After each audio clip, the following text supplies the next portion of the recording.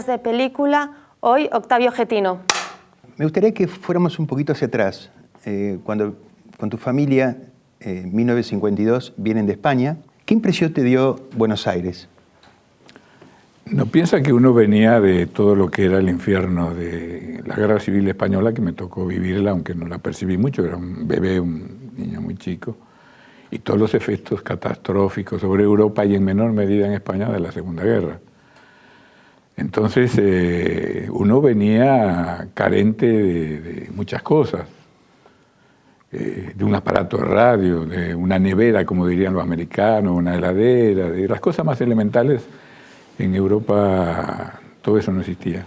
Entonces al llegar a Buenos Aires me tocó ver la primera transmisión de la televisión, un aparato de televisión allá en era la Avenida Perón en ese momento, en Loma de Zamora.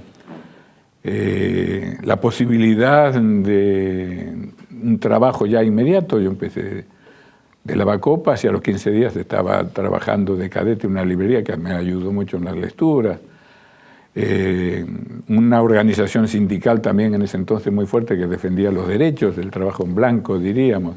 Vos venís del sindicalismo, de la militancia en un gremio muy pesado como era la UOM y el textil, donde te vinculás con dirigentes como Rucci, Bandor, Rosendo García. Polémicas a las 3 y 4 de la mañana en medio de los congresos.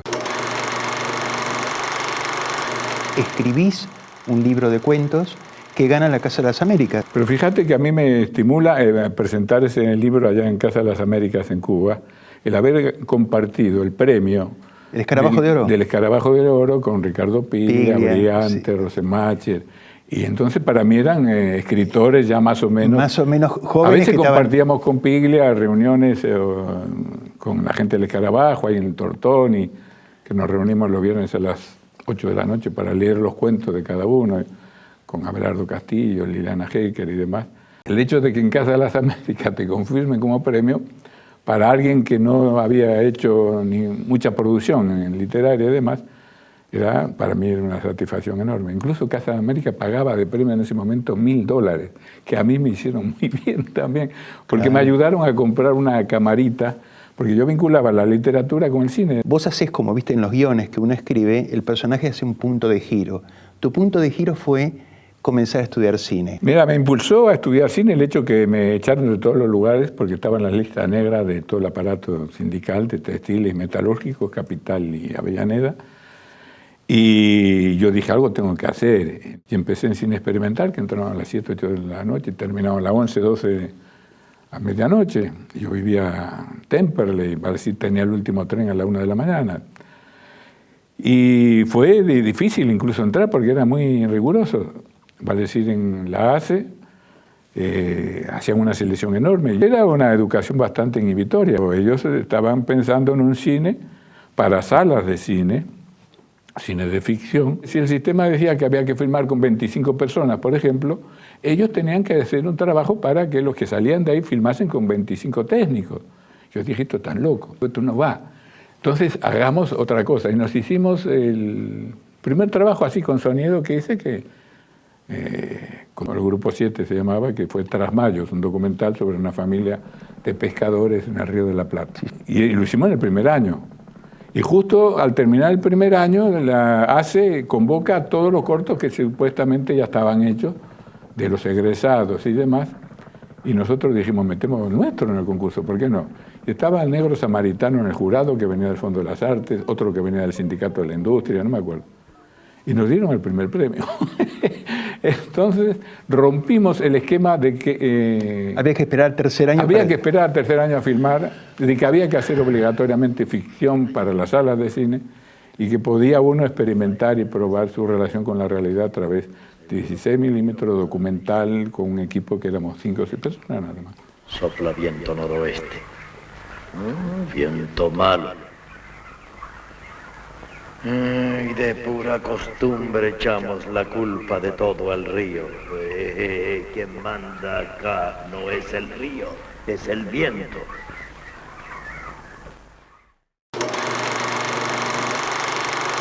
Ahí surge, indudablemente, de este equipo que tenían inquietudes y evidentemente cuestiones afines, surge el proyecto de lo que después se llamó, porque en esa época no tenía título, La Hora de los Hornos. Y Pino, que respetaba un poco todo lo que había sido mi experiencia, tanto político-sindical como literaria, y nos ponemos a hacer algo que todavía no sabemos qué, pero una especie de revisión de la memoria y de la situación de nuestro país, una especie de casi de autobiografía nacional. Técnicamente era un desastre todo porque no había equipo de sincro, teníamos que trabajar de manera muy dura, muy difícil.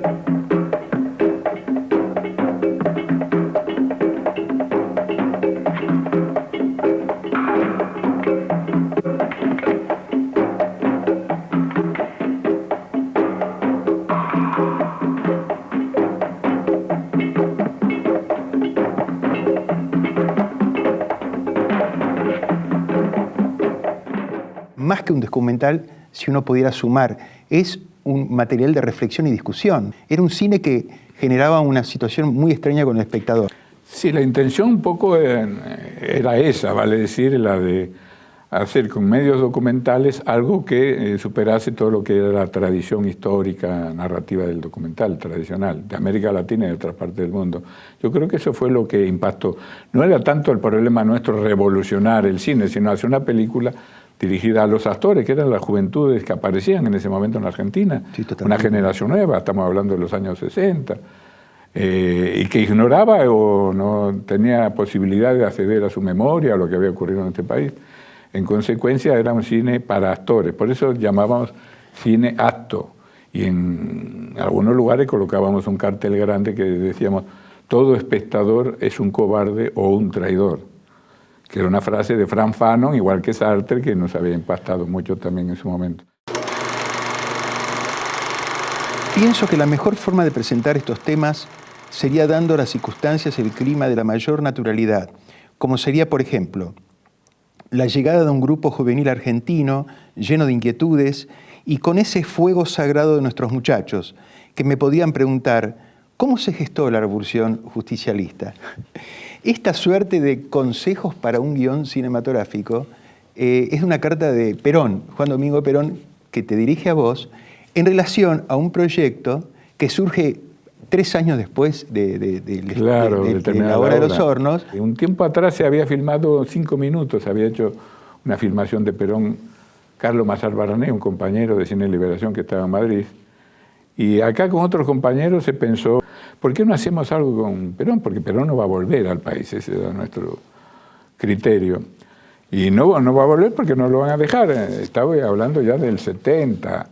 Entonces cuando llegamos al 71, En Madrid, Perón resuelve que sí, que se haga ese mismo año y manda esta carta y luego acordamos allá la realización de esto, que paradójicamente se financió con ayudas que no, Perón no tiene un peso, ni una peseta. Jorge Antonio, que adelantaba plata, que luego acá en el país la 62 o la CGT iba a ir devolviendo. Justicialismo, creo que nunca lo hizo. Nunca lo hizo. Pero el gesto de Jorge Antonio ayudó mucho a que todo eso se pusiese en marcha y se terminase.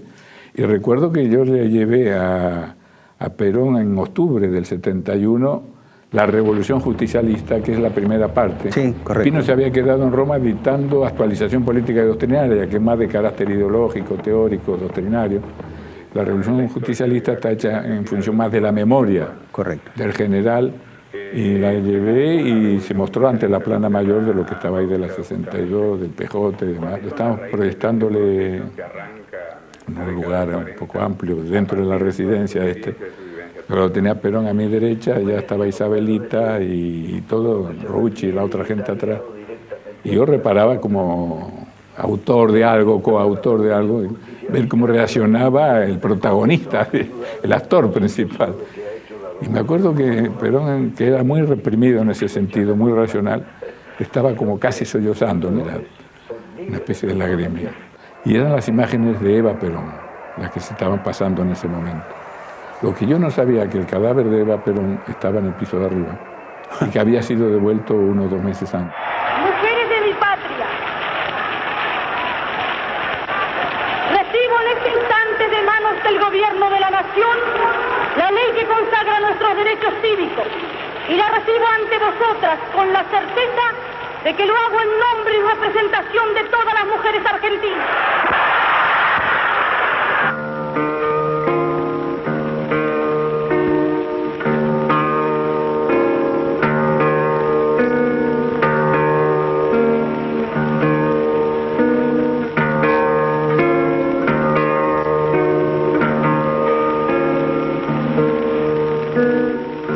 Perón murió a los 33 años.